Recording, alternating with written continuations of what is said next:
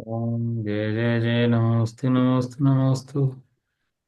नमो हरियंताणं नमो सिद्धाणं नमो आयुर्गणं नमो निजाणं नमो लोय सब सावणं मंगलम भगवान वीरो मंगलम गौतमो गणि मंगलम कुंद कुंदाद्यो जयंधर्मोऽस्तु मंगलम सर्वमंगल मांगल्यम सर्वकल्याणकारकं प्रधानं सर्वधर्माणां जयनं जयतु शासनम् नत्वा जिनेन्द्रं गतसर्वदोषं सर्वदेवं हितदर्शकं च श्रीजैनसिद्धान्तप्रवेशिकेयं विरचते स्वल्पधियान्ताय अकर्म स्वरूप कर्म स्वरूप को जान कर अकर्म स्वभाव पहचान अकर तत्व को भोग कर भय सिद्ध जय भगवान सिद्धि भगवान। भय सिद्ध। जय सिद्धि भगवान। श्री जैन सिद्धांत प्रवेश का ग्रंथ गुरुवर पंडित श्री गोपाल दास जी बरिया द्वारा रचित। गुरु थे, गुरु कहते थे उनको, गुरु। बाद में जो पंडित अपने हुए उनकी उपाधि भी ऐसी हुई, गुरु। आचार्य कल्प। कौन थे आचार्य कल्प? आचार्य कल्प पंडित श्री टोडरमल जी। आचार्य नहीं थे, लेकिन आचार्यों से कम काम भी नहीं करा उन्होंने। ऐसे आचार्य कल्प, ये गुरु गुरु नहीं थे। जैसे गुरु होते हैं वीतरागी, ऐसे नहीं थे, लेकिन गुरु से कम काम नहीं करा। गुरु माने जो बड़ा हो, भारी हो, उसको बोलते हैं गुरु। और गुरु माने गुरुत्वाकर्षण, जिसके अंदर चिपक हो, जो खींचता हो, जिसका चरित्र जो है खींचता हो, उसको बोलते हैं गुरु। भगवान के बाद गुरु का नाम आया, और भगवान से बड़ा गुरु को बताया है। गुरु गोविंद दो खड़े काके लागू पाए, बलिहारी गुरु आप। बलिहारी को आपकी गोविंदी होते हैं। गुरु को पहले प्रणाम करा। क्यों प्रणाम करा गुरु को पहले? कि मैं तो जानता ही नहीं था कि सिद्धांत कैसे हैं, क्या इनका मर्म है। ये किसने बताया? गुरु ने बताया। तो गुरु कौन? जो सिखाए वो गुरु। जो बड़ा हो सो गुरु, जो भारी हो वो गुरु, जिसमें हित की उपदेश हो वो गुरु। आज जगत के अंदर उपदेश तो बहुत सारे हैं, उपदेश की कमी तो है नहीं। और गली गली में उपदेशक हैं, जगह जगह कितने उपदेशक हैं। आप ढूंढ लो, कितने ही मिल जाएंगे, गली गली में सब उपदेशक हैं। और धर्म तो ऐसा क्षेत्र है, इसके अंदर तो सब उपदेशक बने हुए हैं। किसी से लेके बैठ जाओ, सब बताएंगे धर्म किसे कहते हैं। नमकीन डब्बा में डाल लो। लेकिन वास्तव में धर्म की परिभाषा जो दी गई है, वो गुरु गोपाल दास जी बरिया द्वारा बनाई गई हैं, ये सब रची गई हैं। ये शास्त्रों में से जगह जगह से लेकर के जो हमारे मूल पूर्वजों की परिभाषाएं थी, वे लाए और ला करके यहाँ सामने रख दिए हमारे, कि भैया पढ़ लो इसको, मर्म। चाबियों का गुच्छा हो हमारे पास और ताला खोलना हो, और हमें नहीं पता लगता भैया कौन सा चाबी है कौन सा ताला है। चाबियां भरी पड़ी है, गोदाम भरा चाबियों का, तो और ताला एक है। मतलब कैसे खोजोगे? या तो एक एक चाबी लगाते रहो, पता नहीं कब खुलेगा भैया। या कोई समझदार व्यक्ति उसमें से ला करके एक चाबी हमारे हाथ में पकड़ा दे कि ये पकड़ चाबी और इसे खोल ले। इंडेक्स होती है ना, इंडेक्स, किताब के अंदर इंडेक्स देखिए आपने, शुरू में ऊपर इंडेक्स होती है। हमें कोई चीज़ ढूंढनी हो तो किताब में ढूंढते हैं कि इंडेक्स में ढूंढते हैं? इंडेक्स में ढूंढते और इंडेक्स में ढूंढते ही वो पेज नंबर जाती है, और वहां जाते ही कितना इजी हो जाता है वो सब चीज़ें। अपन जिनवाणी में पूजा करने बैठे हैं, अब पूजा तो हमें याद है कौन सी पढ़नी है, और पेज नंबर याद नहीं है हमें कौन सा पढ़ना है। तो क्या करते हैं अपन, कि उसकी हैं इंडेक्स इंडेक्स। में जाते हैं, है ना, और उसमें से पेज नंबर लेकर के और पूजा। बोले कितना इजी हो जाता है। हम तो सीए हैं ना, तो हम तो पढ़ते हैं, लो है, सेक्शन याद हो बस, खाली है एक सेक्शन याद होगा तो पूरा केस खुल जाएगा, पूरा का पूरा, पूरी किताब रेफरेंस सब खुल जाएंगे। ऐसे ही यहाँ पर चाबी नहीं थी मिथ्या के खोलने की, अपनी मिथ्या बुद्धि से कुछ भी मान रहा था, ऐसे होगा ऐसे होगा। लेकिन भाई इन्होंने, आचार्य देव ने बड़ा उपकार करा। और आचार्य देव ने उपकार नहीं करा, जो आचार्य के बाद जो पंडित हुए ना, उन्होंने भी बहुत उपकार करा। जो मूल मार्ग, सच्चा मार्ग हमारे हाथ में देके चले गए हैं। आज भगवान नहीं है, भगवान तो नहीं है ना, समोषण तो नहीं है ना आज, लेकिन मंदिर है, प्रतिमा है। उन्हें पता था कि समोषण का जो काम है उन प्रतिमाओं से चल जाएगा, मंदिर से चल जाएगा, जिसे चलाना होगा उसका। क्या कहा? जिसे चलाना होगा उसका उसका उसका काम तो चल जाएगा इन सब चीज़ों से।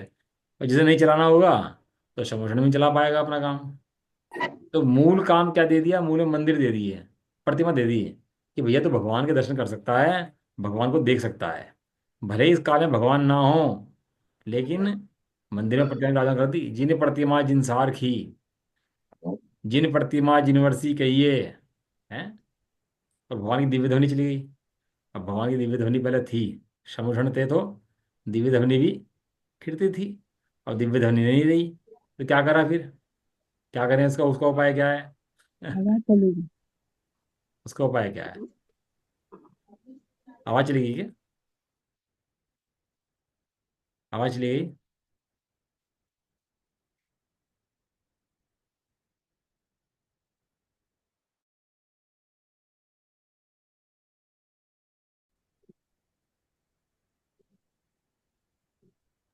अब आ रही है? हाँ भाई है। तो दिव्य ध्वनि तो नहीं नहीं भगवान की, तो समूषण ही चला गया तो दिव्य ध्वनि कहाँ से रहेगी? भगवान सिद्ध बन गए, तब दिव्य ध्वनि कहाँ से लाए? तो दिव्य ध्वनि के रूप में शास्त्रों की रचना करी। अब शास्त्रों की रचना ही हुई, शास्त्र बहुत सारे, पार नहीं है शास्त्रों का, श्रुतियों का पार नहीं है, श्रुतियाँ बहुत हैं, पढ़ने का समय नहीं है। तो उसके बाद भी हमारे गुरुओं ने, आचार्यों ने ऐसा काम करा, पंडितों ने ऐसा काम करा कि उनमें से मूल मूल सूक्ष्म सूक्ष्म विषय फिर रख दिए सामने, सूक्ष्म सूक्ष्म विषय ला के रख दिए। अब आप गोमट सार पढ़ो, धवला पढ़ो, जय धवला पढ़ो, इतना समय तो हमारे पास है नहीं। तो गोमट सार पढ़ लें, जय धवला पढ़ लें, महाधवला पढ़ लें, तुलय प्रणति पढ़ लें, इतना समय तो हमारे पास है नहीं, ना बुद्धि है, ना क्षोभशम है, ना इतना हमारे पर रुचि है। हैं। तो उन्होंने उसके अंदर भी क्या करा, छाट छाट करके मूल मूल परिभाषा दे दी। अब ये कहता है मेरे पे इतना भी समय नहीं है। तो कहते हैं भैया जिस पे इतना समय भी नहीं है तो तेरा तो निगोद निगोरा पक्का है इसका। इतना तो मिनिमम है, अब इससे ज्यादा मिनिमम अब हो नहीं सकता। और दर्जी के पास गया, कहने लगा जी कुर्ता बना दो। कि कितना कपड़ा लाया? कि जी 4 मीटर। कि भैया 5 मीटर चाहिए। कि 4 मीटर में बना दो। कहना भैया थोड़ा पन्ना कम रह जाएगा, थोड़ा ये कम रह जाएगा, बना दो आप। अब 4 मीटर में कुर्ता बन तो गया। ये कैसा बना? छोटा।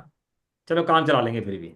और 3 मीटर ले आए तो, और 2 मीटर ले आए तो, और 1 मीटर ले आए तो। कहने लगा भाई अब तेरा कुछ नहीं हो सकता है।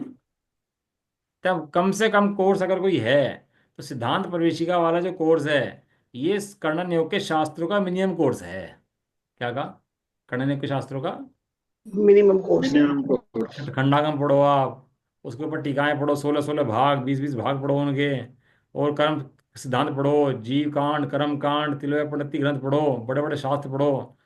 उन सब में से छाट करके ये माल दे दिया सामने ला करके।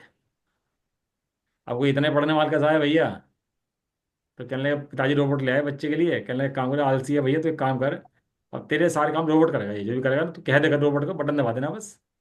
और बटन दबाएगा, रोबोट वो काम कर देगा तेरा। अब तो एआई आ गया ना, अब तो सब रोबोट का जमाना आ गया। अब वो कहने लगा बटन दबाया खाना दे दो, खाना आ गया। बटन दबाया ये काम कर दे, काम हो गया। बटन दबाया ये काम कर दे, काम हो गया। तो बटन हाथ में आ गया ना अब तो उसके। हैं। आलसी इतना बोला है, बटन कौन दबाएगा? कहने लगा बेटा बटन तो तुझे दबाना पड़ेगा। अब बटन दबाने के लिए रोबोट नहीं आएगा दूसरा। इसलिए गुरुओं ने महान उपाय करके इस सूक्ष्म विषय लाके सूक्ष्मता में, सूक्ष्म विषय अति सूक्ष्म रूप से सामने रख दिए है। अब कोई बुद्धि का दिवाले निकल के नहीं पढ़े उसको तो उसका कोई उपाय नहीं हो सकता। ठीक है, इसलिए सिद्धांतों का अभ्यास बहुत जरूरी है।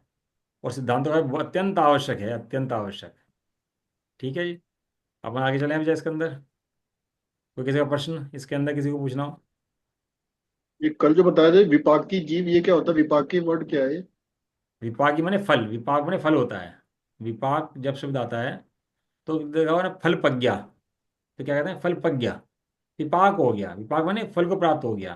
तो फल कहाँ आएगा, उसको जीव को इफेक्ट करेगा कि नहीं करेगा, तो उससे मतलब है ना।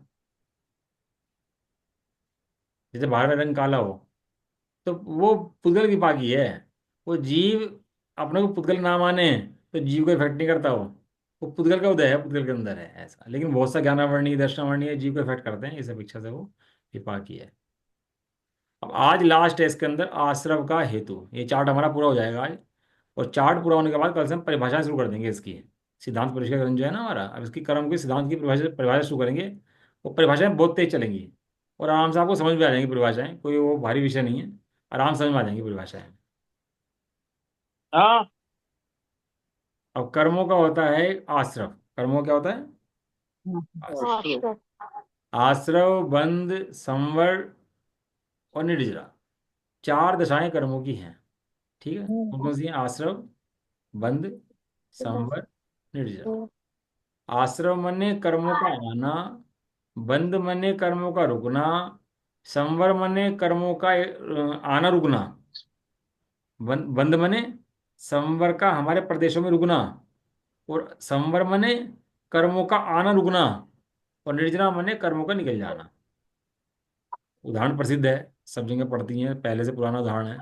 एक नाव के अंदर छेक है, पानी आ रहा है, तो जो पानी का छेक है उसको बोलते हैं आश्रव। पानी का छेक को क्या बोलते हैं? आश्रम। और जो आश्रम। पानी पानी अंदर आया और रुक गया उसको बोलते हैं बंद। बंद। छेक को बंद करने को बोलते हैं संवर। बस। और पानी को निकालने को बोलते हैं निर्जरा। नाव में से पानी निर्जरा। निकालने को क्या बोलते हैं? निर्जरा। निर्जरा। तो इस तरह से आश्रव, यदि आश्रव ही नहीं होगा तो बंध नहीं होगा, बंद आश्रव बंद नहीं होगा तो संवर किसका, निर्जरा किसकी? एक नाव में जा रहा था आदमी, अब जब छेक ही नहीं है तो छेक बंद क्यों करेगा? और पानी जब है ही नहीं तो पानी निकालेगा किस लिए? लेकिन अपन लोगों की नाव में छेक है। इसलिए हमें समझना बहुत जरूरी है? आश्रव का हेतु, ये कर्म है। 8 प्रकार के कर्म पढ़ाए, ज्ञानावर्णी, दर्शनावर्णी, मोहनीय, अंतराय, आयु, नाम, गोत्र, वेदनीय है। दुष्ट हैं ये कर्म, दुष्ट हैं, जीव को हैरान करते हैं, दुष्ट। परेशान करते हैं संसार में। वो तो भजन लिखा ना उन्होंने, किसने लिखा? ध्यान राज भूसदास जी किसने लिखा है? कौन सा भजन है वो? वो बढ़िया भजन है उनका लिखा, वो भक्ति है। पढ़ूंगा, बताऊंगा कल। कर्म महारी पुजोर, एक ना कान सुने जी, मन चाहे दुख दे, काहू सो नाही डरे जी। कबहू, भूतदास जी की है। बुद्धदास जी। कबहू इतरनी गोल, कबहू नरक दिखावे। है ना, अच्छी भक्ति है वो पूरी। उसमें पूरा कर्म के बारे में लिखा है, कर्म ने हैरान कर रखा है, परेशान रखा है। इन्हीं तुम मुझ माई, हे प्रभु अंतर डारियो, ऐसा लिखा है उसके अंदर, है ना। निकालता हूँ भक्ति, 1 मिनट रुक जाओ जरा, 1 मिनट जरा होल्ड। मैं बताऊँ, निकाल लेता हूँ, अच्छी भक्ति है।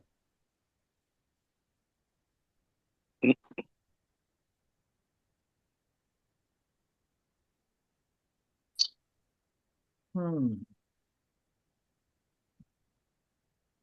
पढ़ाई तो अच्छी होनी चाहिए ना, कोई विषय आ जाए तो स्पष्ट हो जाना चाहिए वो।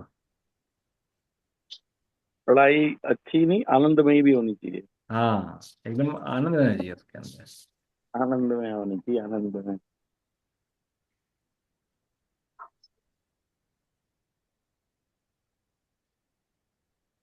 पहले तो बहुत ही आती, बहुत पढ़ते थे पहले तो, अब तो याद नहीं रहती। इससे पहले पूजा से पहले जरूर पढ़ते थे इसे। हाँ हाँ हाँ हाँ, पूजा पूजा। कंपलसरी थी पूजा से पहले से भक्ति को पढ़ना। खतौनी। हम्म। हाँ हाँ हाँ, बहुत पढ़ते थे अब तो मिल नहीं रही है तो। है इसमें शुरू में थी, अब नहीं मिल रही, नहीं मिल पा रही है अभी। कोई नहीं, कल लिखूंगा, कल ढूंढ के लाऊंगा इसको, है ना। कल सुनाऊंगा उसको, अच्छी है वक्त। चलो अपन आ जाते हैं आश्रम के हेतु के ऊपर। आश्रम माने कर्मों का आना, कर्म आएंगे, आने का कारण अगर बंद हो जाए, हैं, आप घर में चूहे आ रहे हो और चूहे इकट्ठे हो गए, अब चूहे आप बाहर छोड़े जा रहे, फिर आए जा रहे, फिर छोड़े जा रहे, फिर आए जा रहे, कब तक परेशान रहोगे? कब तक जब परेशान तक रहोगे? निकल नहीं जब जाए तक आना आना बंद नहीं होगा। जब तक आने का दरवाजा बंद नहीं होगा तब तक परेशान रहेंगे। कोई भी हो सकता है, मच्छर घर में आ रहे हो तो पहले क्या करते, सोच देखते हो आप कि आ कहाँ से रहे हैं। आने का बंद करते हैं पहले। भगाएंगे तो बाद में, पहले ये देखो आया कहाँ से है ये। हाँ। सीमा पे होता है ना, जो बॉर्डर होता है, तो वहां पे क्या होता है कि वो सैनिक होते हैं और बॉर्डर की पूरी चौकबंदी कर देते हैं। लेकिन बहुत से बार क्या होता है, वे लोग रास्ता खोल लेते हैं अपने निकलने का, बॉर्डर पर जाल तोड़ करके, काट करके, और वहां से निकलने शुरू हो जाते हैं। तो देखता हूँ भैया बम फट गया वहां पर, वहां बम फट गया, तो देखते ही आए कहाँ से हैं अंदर। इसका कारण क्या है आने का? ऐसे ही यहाँ बम फट रहे हैं अंदर, कर्म हो गए, जीव हिरान परेशान फिर रहा। तो कहना ये कर्म आ कहाँ से रहे हैं, ये बताओ। तो उसके कारण के रूप में लिखा आश्रव का हेतु, कि कर्म आ कहाँ से रहे हैं और कारण बताओ उसका। समझ में आया? ये कर्म बनते क्यों हैं? तो कर्म आने के 5 भेद हैं: मिथ्यात, अविरति, प्रमाद, कषाय और, योग। मैं एक बार स्लाइड खोल लेता हूँ, उसमें ऐसा समझ नहीं आएगा, स्लाइड से समझ में आ जाएगा। कैमरा ऑन कर लो सब लोग अपने, फटाफट कैमरे ऑन कर लिए सब लोगों ने। हम्म। खुल गया सामने ये आश्रव। 5 प्रकार से आश्रव होता है: मिथ्यात्व, अविरति, प्रमाद, कषाय और, योग। योग। यदि मिथ्यात्व है तो 5 से आश्रव होगा। सुनना ध्यान से, अरे मिथ्यात्व है तो मिथ्यात्व से भी आश्रव होगा, अवृत्ति से भी, प्रमाद से भी, कषाय से भी और योग से। योग। मिथ्या चला गया अगर, तो अवृत्ति से आश्रव होगा, अवृत्ति से भी होगा, प्रमाद से भी होगा, कषाय से भी होगा और योग से भी योग से। होगा। अवृत्ति अगर चली गई तो प्रमाद से भी होगा, कषाय से भी होगा और योग से होगा। प्रमाद चला गया तो कषाय से होगा और योग से होगा, और कषाय चली गई तो मात्र। योग से होगा। तो अवृत्ति माने मिथ्यात् के बिना की अवृत्ति, मिथ्यात् सहित अवृत्ति। प्रमाद माने मिथ्यात् और अवृत्ति सहित प्रमाद, और मिथ्यात् अवृत्ति के बिना प्रमाद। कषाय माने मिथ्यात् अवृत्ति प्रमाद सहित कषाय, और मिथ्यात् अवृत्ति प्रमाद रहित कषाय। ऐसे ही योग का भेद पकड़ लेना। समझ में आ गया आप लोगों को कोई क्वेश्चन इसके बारे में? तो इसके अंदर ये मिथ्यात् का आश्रय है, तो सारे आश्रय हैं, क्रम से जाएगा। पहले मिथ्यात् जाएगा, फिर अविरति, फिर प्रमाद, फिर कषाय और योग। फिर योग। मिथ्यात् जाता है चौथे गुण स्थान के अंदर, अविरति आती है 5वें में, प्रमाद चला जाता है 7वें में, कषाय चली जाती है 11वें में, और योग चला जाता है 14वें में। ऐसे समय दृष्टि को मिथ्या चला जाता है। जो श्रावक आदि होते हैं, 11 प्रतिमाधारी होते हैं, उनको अविरति चली जाती है। जो मुनिराज जो होते हैं, गुणस्थान चढ़ते हैं, श्रेणी चढ़ते हैं, 7वें में पहुंचते हैं, तो प्रमाद चला जाता है। और जब 11 12 में पहुंचते हैं तो कषाय चली जाती है। और जब अरहंत से ऊपर सिद्ध बनते हैं तो योग भी। चला जाता है। तो कर्मों के आने के 5 भेद हैं। कर्मों के आने के कितने भेद हैं? पांच। 5। 5 भेद हैं। यदि मैं ऐसा समझूं, एक परिणाम हमने करा और एक परिणाम से हमने 1 किलो कर्मों का बंद करा। डॉक्टर साहब को उदाहरण है, 1 किलो का बंद करा, 1 किलो के अंदर कितने ग्राम हो गया भाई? 1000 ग्राम। 1000 ग्राम। ये फिर चलना हो गया, ऐसे समझ। 1 किलो के अंदर कितने ग्राम हो गए? 1000 ग्राम। और मैं हम्म। पांचों के अंदर डिवाइड करूँ 1000 ग्राम को, कि कितना बंद मिथ्यास से है, कितना निवृत्ति से है, कितना प्रमाद से है, कितना कषाय से है, कितना योग हम्म। से है। तो इसके अंदर अगर आएगा ना, तो 999 ग्राम तो आएगा मिथ्यात का भाग, हम्म। और बाकी जो 1 ग्राम बचेगा ना, उसमें चारों सिमट जाएंगे। समझ में आ रहा है आपको? समझ में आ गया। कि कर्म के 5 भेद है भैया। मिथ्यात गया तो कितने परसेंट चला गया? कि भाई मिथ्यात गया तो 20% गया। भाई पांचों के अंदर मिथ्यात्व का पार्ट कितना है? 20%। नहीं 25 हो गया ना, 0.25। चार बचे बीस। ना ये। नहीं, मैं तो कह रहा थी पांचों को बराबर इक्वल नंबर दें हम, तो पांचों के इक्वल हम्म, नंबर दें, मिथ्यात्व कितने हिस्से आएंगे? 20-20% सबके हिस्से पहला में आया। पहला तो 99.9 हो गया। हाँ, पहले अब नाइनटी नाइन बचा, नाइन पॉइंट नाइन तो पहले चला गया। अब बचा 0.9, 0.1। 0.1 में चार आ गए, 0.1 में जो चार आ गए तो वो डिवाइड हो गया 0.25 में। हाँ, तो इसलिए सारा बंद पॉइंट किसका है? जीरो टू मूल फाइव मूल बंद किसका है? मिथ्यात्व का। जिसने मिथ्यात्व का अभाव कर दिया, उसने सारे संसार का ही अभाव कर दिया। अब उसके व्रत भी आएंगे, मुनि भी बनेगा, कषाय का अभाव भी होगा और भगवान ही बन जाएगा। जिसका मिथ्यात्व नहीं गया वो, क्यों? जिसका मिथ्यात्व नहीं गया उसका, ना तो उसको व्रत होंगे, ना उसको प्रमाण जाएगा, ना कषाय जाएगी, और ना इसको योग घट सकता। ये परिपाटी है, ये क्रम है। अब आ जाता हूँ मैं अपने उसके ऊपर, चार्ट के ऊपर। क्वेश्चन भैया के देखो, सब लोग बैठे, कोई समझ में ना आए तो पूछ लिया करो, क्योंकि क्या है कि आप चुप मत बैठा करो। पूछते रहोगे ना, तो दिमाग में कोई क्वेश्चन हो, क्लैरिटी नहीं होती रहेगी उसकी, ये तो अटक जाएगा, फिर वो तो समझ नहीं आएगा बाद में। आ गया सामने क्या? अभी नहीं आया, आ रहा है।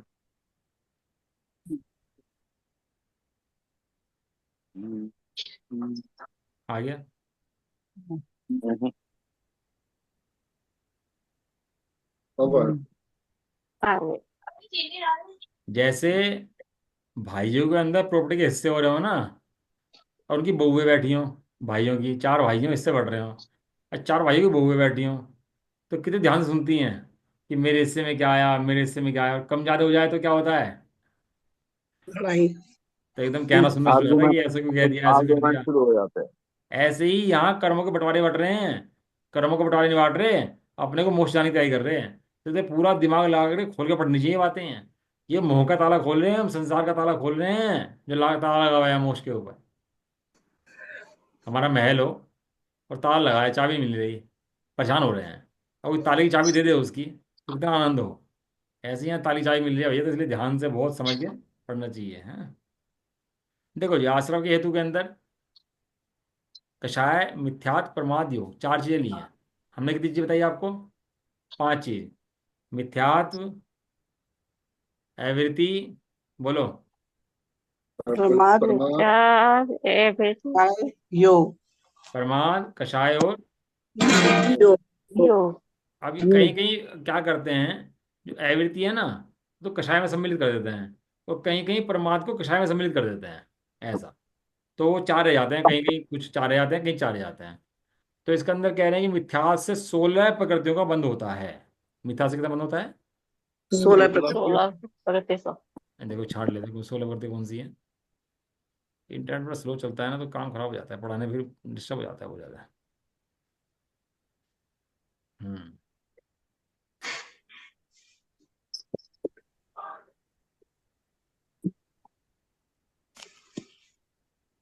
मिथ्यास।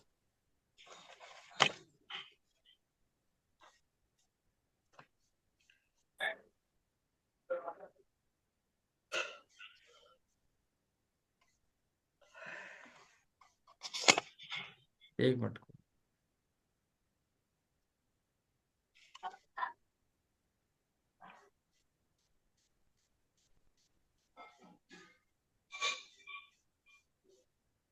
हाँ जी, आ गया सामने। हाँ जी। हम्म।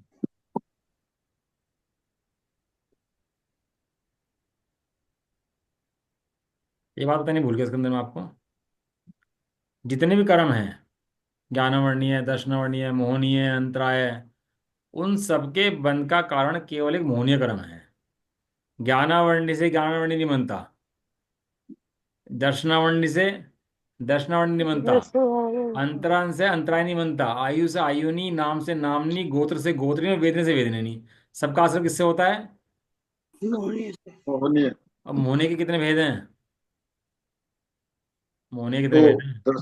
श्रद्धा मोहनीय और चारित्र मोहनीय। हाँ, तो श्रद्धा मोहने के कितने भेद हैं?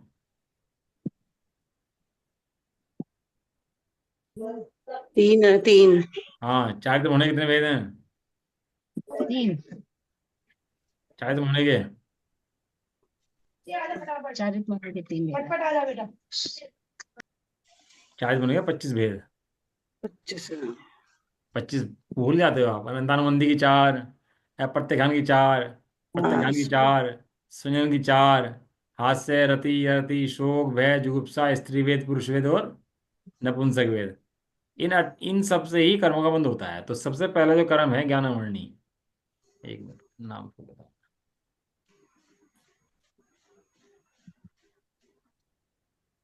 ये इंटरनेट बड़ा स्लो चलता है, दिक्कत होगी।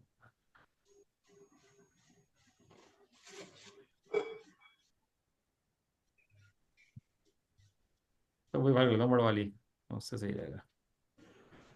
हाँ जी। कषाय ज्ञानामृणी जो पांचों कर्म है, उनका जो बंध होता है संयोजन कषाय से होता है। ज्ञानामृणी जो पांचों कर्म है ना, इनका बंध किससे है? अच्छा।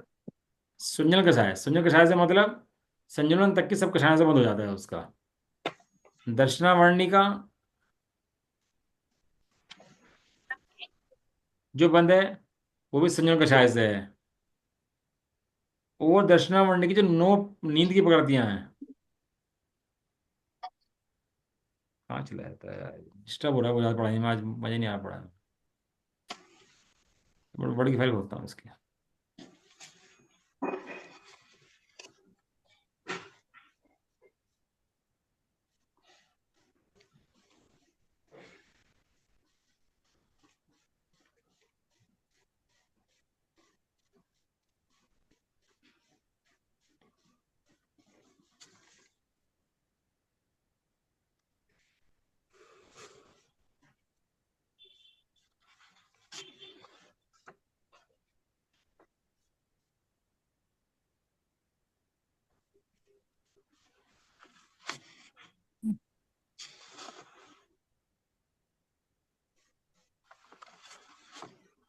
नहीं पढ़ाया यार आज, भाई क्लास चली नहीं आज।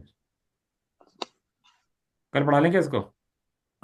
आपने ये कहा है कि ज्ञानाभरणी का जो बंध है वो संजुलन कषाय से होता हाँ है ना? तो इसका मतलब कषाय में अनंतानुबंधी कषाय से भी ज्ञानाभरणी का बंध होगा। हाँ अ, अप्रत्याख्यान से भी होगा, हाँ प्रत्याख्यान से भी, संजुलन से भी, सबसे ही होगा, हाँ। है ना? तो हाँ, ज्ञानाभरणी का बंध क्या प्रमाद से नहीं होता है? होता है। तो वहां पे यहाँ पर क्यों नहीं दिया है इसका? जो क्या है, ज्ञानावर्णी का बंध जो है 12 गुण तक होता है। पहले में भी हम्म। होता है, दूसरे में भी होता है, तीसरे में भी होता है, 10 गुण तक जो है ज्ञानावर्णी का बंध होता है ना। और संजन कषाय जो है वो 10 गुण तक है। इसके ऊपर संजन कषाय तो नहीं है ना। तो इससे ऊपर संजन कषाय ना होने से ज्ञानावर्णी का बंध भी नहीं होता उस गुण स्थान के अंदर। लेकिन पहले, दूसरे, तीसरे, चौथे आदि के अंदर जो बंध होता है वो मिथ्यात्व आदि भी से भी होता है, संजन कषाय से भी बंध होता है उसके ज्ञानावर्णी का। समझ में आया ना? नहीं, क्वेश्चन क्लियर होगा अपना।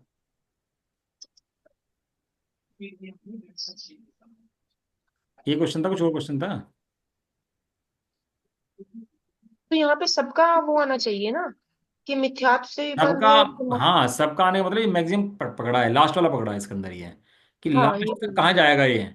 सबसे लास्ट वाला पकड़ ले, नमो अरियंताणम, नमो सिद्धाणम, नमो आयर्याणम, नमो वज्रायणम, नमो लोहे सब। सब सब सब सावणम। तो लोहे सब सावणम जो पकड़ा ना, वो सब में लगेगा। नमो लोहे सब अरियंताणम, नमो लोहे सब सिद्धाणम, ऐसा। तो जो ज्ञानावर्णी का बन जो है वो संजन कषाय से नहीं है, मिथ्यात आदि सब कषायों से है। लेकिन लास्ट के बाद के गुणस्थान जो हैं उनमें बंद कहाँ से होता है? जब मिथ्यात तो रहा नहीं वहां पर। क्योंकि ज्ञानावर्णी का कषाय, बंद है। क्योंकि संजुलन कषाय जो है वो लास्ट में गुण स्थान तक जाता है, इसलिए उसे पकड़ लो कि हाँ उससे पहले सबसे ही हो जाएगा, उससे पहले तो फिर हाँ सबसे भी। हाँ, क्योंकि वो लास्ट तक जाएगा तो कहाँ तक जाएगा? हम्म। ऐसा। ठीक है ना। इसका मतलब योग से नहीं होता। योग से ज्ञानावर्णी का बंध नहीं होता, क्योंकि अरहंतों को योग होता है ना, और अपने भी योग से ज्ञानावर्णी का बंध नहीं होता। संजम कषाय तक वो बंद होगा उसका। ठीक है, चलें आगे।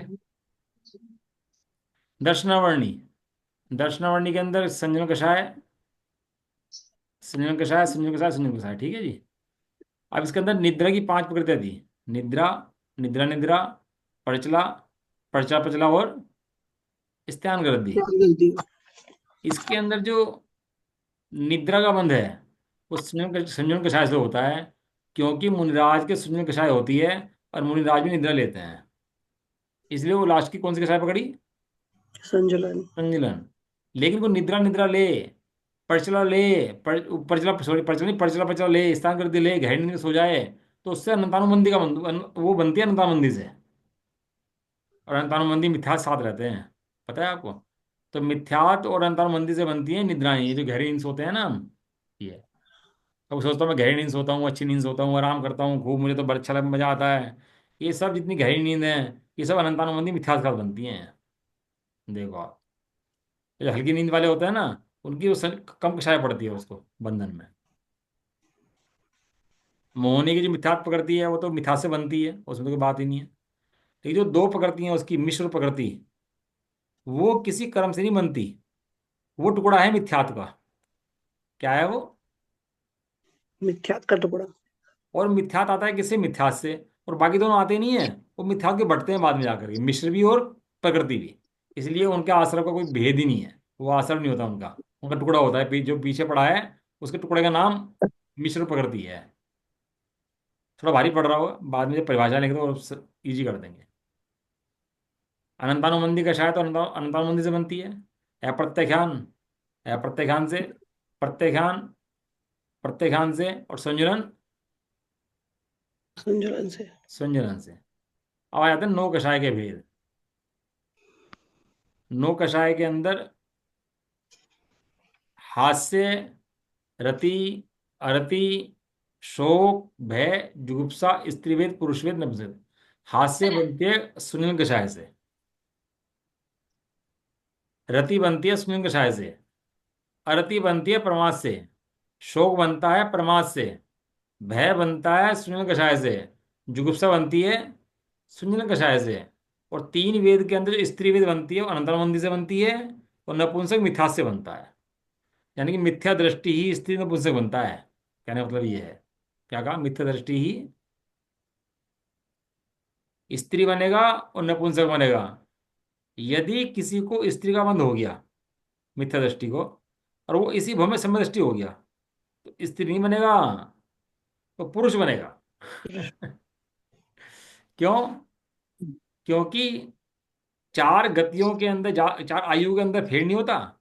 मनुष्य आयु वाला मनुष्य बनेगा, नरक वाला नरक बनेगा, तिरंज वाला तिरंज बनेगा, अगर और कौन सा रहेगा, देव वाला देव बनेगा।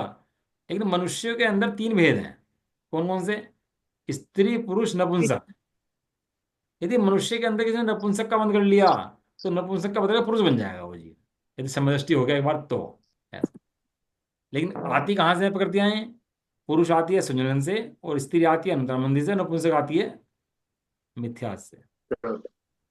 अंतराय कर्म की 5 प्रकृतियां हैं, और पांचों के आने का कारण जो है संयोजन कषाय है। पांचों की पांचों संयोजन कषाय से आती है। आयु की 4: मनुष्यायु, तिरंचायु, देवायु, नरकायु। नरक आयु आने के कारण मिथ्यात कषाय है, देवगति बंधने का काम संयोजन कषाय है, और तिरंज गति बंधने के कारण अनंतानुबंधी है, और मनुष्य पर्याय बंधने का कारण अप्रत्यख्यान है। अब पता लग गया कर्मों के आश्रम कैसे होते हैं, मनुष्य कैसे बनता है जी। सही बात है। कोई मंद कषाय पड़ेगा तो मनुष्य बनेगा, और तीव्र कषाय होगा तो तिरंज बनेगा, और तीव्र होगा तो नारकी बनेगा, और मंद होगा तो देव बनेगा। आगे ना कारण आश्रम के भेद आगे ना सामने। ये कह तो रहा नवीन भाई, ये तो है ना। नवीन भाई आप ये कहना चाहते हो जो सम्यक जीव है वो हर हालत में मोक्ष की प्राप्ति करेगा ही? वो तो देववती बन के जाके जाएगा ना, कि संयम कषाय काम करती है ना उसके तो आगे, या नहीं तो मतलब अप्रत्यख्यान होगी, मोक्ष, या सुजन होगी, या तो मनुष्य बनेगा या देव बनेगा। नहीं नहीं मोक्ष तो मिलेगा ना उसको, सम्यक सम्यक मोक्ष तो जीव पक्का को। जाएगा जाएगा आगे जाके भविष्य, वो तो मोक्ष तो पक्का पक्का जाएगा जाएगा। आगे जाके ना, तो जो हाँ पुरुष बन गया वो तो मोक्ष जाएगा जाएगा, क्योंकि सम्यक था जब भी पुरुष बना। हाँ, नहीं नहीं क्या कह रहे? मैं आपने कहा ना कि जो सम्यक जीव होगा वो पुरुष बनेगा, हम्म। और जो सम्यक गति पुरुष बनेगा तो वो तो मोक्ष जाएगा ही नहीं नहीं, जाएगा। सम्यक दृष्टि बन सकता है, मिथ्या दृष्टि बन सकता है। ऐसे नहीं समय दृष्टि बनेगा, मिथ्या दृष्टि भी पुरुष बन सकता है। अप्रत्यक्षांत तक की कषाय काम करती है ना, मिथ्यादि भी काम करता है, हम्म, अनंतानुबंधी भी और अप्रत्यक्षान हम्म, भी, अच्छा। तीनों काम करते हैं ना उसके अंदर। ये मिथ्यात हम्म, दृष्टि को मनुष्य यदि बंधी तो वो हम्म, दोबारा संसार में चला जाएगा, लेकिन मिथ्यात नहीं है, अप्रत्यक्षान हम्म, कषाय है, तो उसको मनुष्य यदि बन जाएगी फिर वो मोक्ष चला जाएगा। ऐसा अच्छा। थोड़ा भारी विषय है, लेकिन हमारे काम के बहुत है भैया। क्या चीज़ है, कोई जटिल हो ना तो इसको इजी करके पढ़ना चाहिए चीज को। और जी इजी कब करेगा, जब समझेगा मेरे हित की बात है, तब इजी करेगा, नहीं तो इजी कर नहीं पाएगा उसको। गोत्र बिल्कुल का सही भी दो बात। भेद, उच्च गोत्र और नीच गोत्र। उच्च गोत्र का बंध होता है संजम कषाय से, और नीच गोत्र का बंध होता है अनंतानुबंधी से। ये सब कर्मों के आश्रय के भेद हैं। शत्रु की पहचान करो भाई साहब, कौन शत्रु कहाँ से आता है, कितने खेमे के अंदर कौन बैठा, कैसे आते हैं ये सब परिणामों की पहचान है अपने अपने। ये अनंतानुबंधित नीच गोत्र गोत्र, बनता है, मिथ्या दृष्टि को नीच गोत्र बन जाता है। ये जो गोत्र है ये जीव विपाकी कैसे है? गोत्र का होता है गोत्र का होता है जीव आता है ना, गोत्र का शरीर वैसे से तो संबंध सारे नहीं है। वाले जीव नहीं आते। भैया मनुष्य सामने खड़ा है, आपका कैसे कहोगे उच्च गोत्र की नीच गोत्र है? ये मनुष्य खड़ा सामने, कैसे बताओगे उच्च गोत्र की नीच गोत्र है? उसके हाथ पैर समान है सबके, वो तो कहोगे पुतगल विभागी है, हाथ पैर हैं, काला सफेद है, वो तो ठीक है। लेकिन जो गोत्र है वो तो जीव से संबंधी करता है ना, व्यवहार से पता लग जाएगा वो तो बाहर में पुतगल से संबंधित नहीं होता ना। कि वेद सोच ने ये से, दो उसके भेद, आचरण से।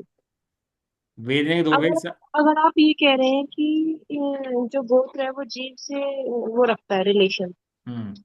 है ना, तो नाम प्रकृति जो है वो तो सिर्फ और सिर्फ पुद्गल उ- उसकी होती है ना, मतलब पुद्गल प्रोवाइड करती है वो घाती नामकरण के अघाती प्रति। कर्मों की अपेक्षा भेद करोगे तो अघाती कर्म की में जाएगा, शरीर की अपेक्षा जाएगा। लेकिन जब उसके दो भेद करोगे, जीव विपाकी पुतगल विपाकी में, तो ये कर्म जो है वो जीव विपाकी में चला जाएगा। मैं ये कह रही हूँ कि जैसे नाम प्रकृति है, नाम कर्म है, नाम कर्म है ना, हाँ नाम कर्म में ये सारे अगाती है, नाम कर्म है ही हाँ अगाती, हाँ है ना। तो नाम कर्म जो है हमें सारा प्रोवाइड करता है बाहर की वो, जैसे आंख कैसी होगी ना, शरीर कैसा होगा, सहनन कैसा होगा, ये सब नाम कर्म होता है ना। तो हाँ। ये जो है ये पुद्गल पुद्गल को प्रोवाइड करता है, इसका जीव से ऐसा कोई रिलेशन नहीं है ना नाम कर्म का। दो तरह के नामकरण होते हैं। एक तो नामकरण शरीर की स्थिति को बनाता है, शरीर बनाता है, हाँ शरीर की स्थिति हाँ। बनाता है, बंद करता है, छुड़ाता है। एक नामकरण ऐसा होता है जो यश फैलाता है। अब यश फैलना शरीर का काम नहीं है, यश उस जीव का फैल रहा है, शरीर का नहीं फैल रहा। अब यश फैल रहा, तो कुछ प्रकृतियां उसके अंदर दो पार्ट बढ़ते हैं, कुछ जीव से संबंधित होती हैं, कुछ शरीर से संबंधित होती हैं। लेकिन वो सब है संबंध बाहर के, वो क्योंकि आघाती कर्म है वो। क्लियर है? वेदनीय के दो भेद, साता वेदनीय असाता वेदनीय है। साता वेदनीय का मतलब होता है योग से। क्यों? कि अरहंतों को तक होता है वो, मिथ्या दृष्टि भी हो जाता है, ऐसी बात नहीं है। साता वेदनीय यदि मिथ्या दृष्टि अच्छे परिणाम करे, शुभ परिणाम करे, तो उसको भी बंद हो जाता है योग का। और असाता वेदनीय बनता है प्रमाद से, प्रमाद तक सबसे, प्रमाद से आगे असाता वेदनीय नहीं बनता। मिथ्यात एरति प्रमाद कषाय से असाता वेदनीय नहीं बनता, और योग से असाता वेदनीय नहीं बनता।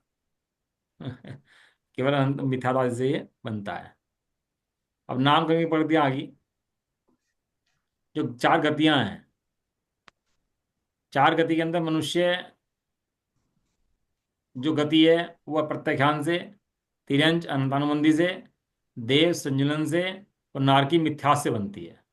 ये वही वाली आ गई जो पहले आई थी, वैसे आयु वाली भी सब आ गई है बराबर।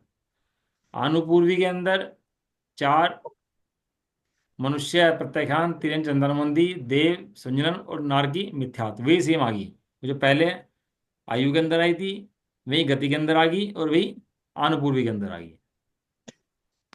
जाति पांच, एक इंद्रिय, दो इंद्रिय, तीन इंद्रिय, चार इंद्रिय और पांच पांच इंद्रिय। इंद्रिय। एक इंद्रिय से लेके चार इंद्रिय तक की जो बनता है कर्म, आश्रय जो होता है, वो मिथ्या दृष्टि को होता है।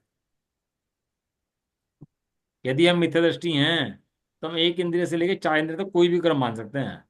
और पांच इंद्रिय का जो बंद होता है वो सुंजन कषाय से होता है, मंद कषाय से होता है वो, जो पांच इंद्रिय का बंद होता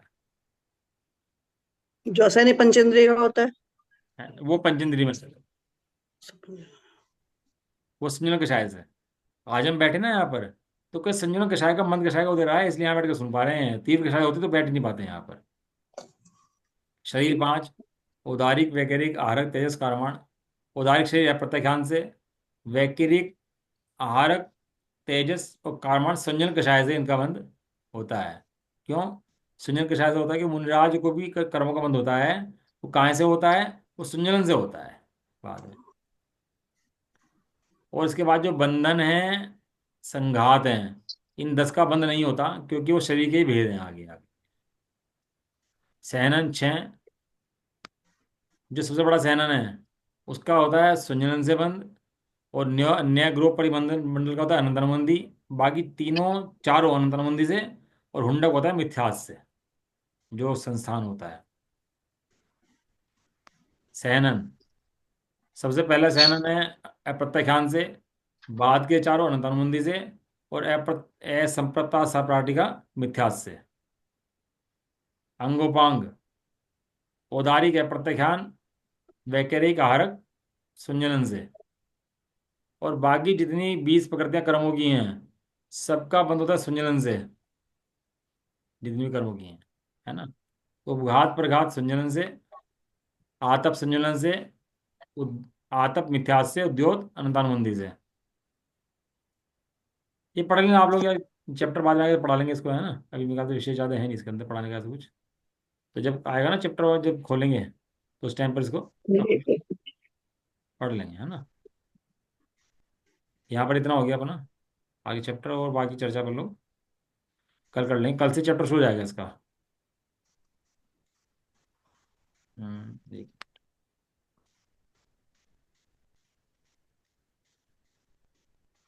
कषाय का जो कर्मों जो बंद होता है, फिर समझ लो। मिथ्यात्व, एवृत्ति, प्रमाद, कषाय और योग। जो मिथ्यात्व है और योग है, इनको रखो अलग। पर एवृत्ति, प्रमाद और कषाय, इनके अंदर कषाय के भेद हैं। जो कषाय के 25 भेद है ना, वो इसके अंदर आते हैं। आपको छांटना है कि एवृत्ति में कौन सा है, प्रमाद में कौन सा है, कषाय में कौन सा है। समझ में आया नहीं आया? अभी थोड़ा सा होमवर्क करना आप, कि कैटेगरी बांटना है इनकी। चार्ट बनाना, जो चार्ट मैंने बनाया है ना ये, तो आप भी मेहनत करना चार्ट बनाने के अंदर इसके, कि कौन सा कर्म मिथ्यात्व के अंदर गया, कौन सा आवृत्ति में गया, कौन सा परमाद में गया, कौन सा कषाय में गया, और कौन सा योग में गया। और ये 25 कर्म जो हैं चारित्र मुनि के, वे कहाँ गए? जो दर्शन मुनि के 3 प्रकार दिए, वे कहाँ गई? कल मेहनत करना, छड़ के मुझे दिखाना इस चीज को। ठीक, कल से अपना चैप्टर शुरू कर ले। जो कसाय के जो 3 अलग अलग भेद हैं, जिस कसाय अनुतमंदी और कसाय सजुलन, ये क्या है? बताया था आपको उस दिन, मिट्टी की रेखा, पत्थर की रेखा, पानी की रेखा। सेम अच्छा, क्वेश्चन तो पूछा था आपने उस दिन। ठीक है। अनंतर मंदिर में नहीं, पत्थर की रेखा, रेत की रेखा, मिट्टी की रेखा, एक पानी की रेखा। मुनिराजों को भी कषाय है, लेकिन वो पानी की रेखा के समान है। हमारे भी कषाय है, लेकिन वो पत्थर की रेखा के समान है। ऐसा फर्क इसके अंदर। ठीक है, आप विचार करो, आप सही है, विचार करना चाहिए। एक, जब कर्मों के आश्रय का कारण पता होगा, तब तो कर्म का भाव कर पाओगे। लड़ना होगा राजा से, तो राजा से लड़ोगे, नीचे सैनिक से नहीं लड़ने के। पता लगा ताकत तो लगा दी सैनिक से लड़ने में, और राजा आराम से बैठा। तो जीत पाओगे क्या? राजा की लड़ाई तो राजा से होनी चाहिए ना। एक जीव राजा है, एक मोह राजा है। युद्ध छिड़ ऐसा छिड़ना चाहिए कि मोह राजा परास्त हो जाए। आज भगवान का लड़ाई था ना, मोक्ष लड़ाई किनका? अर्जुन। अजितनाथ भगवान का मोक्ष लड़ाई था ना, आज उन्होंने मोह को पराजित कर दिया और जीत गए। जीत गए तो अजित बन गए। ऐसे हम भी अपने मोह को पराजित करके भगवान बन जाए, और क्या है। चलो, निज निधि निज में बताई। बताए ये अनंत पुकार है, उसके लिए जिन मारे बिना सतवारे। नमो नमो।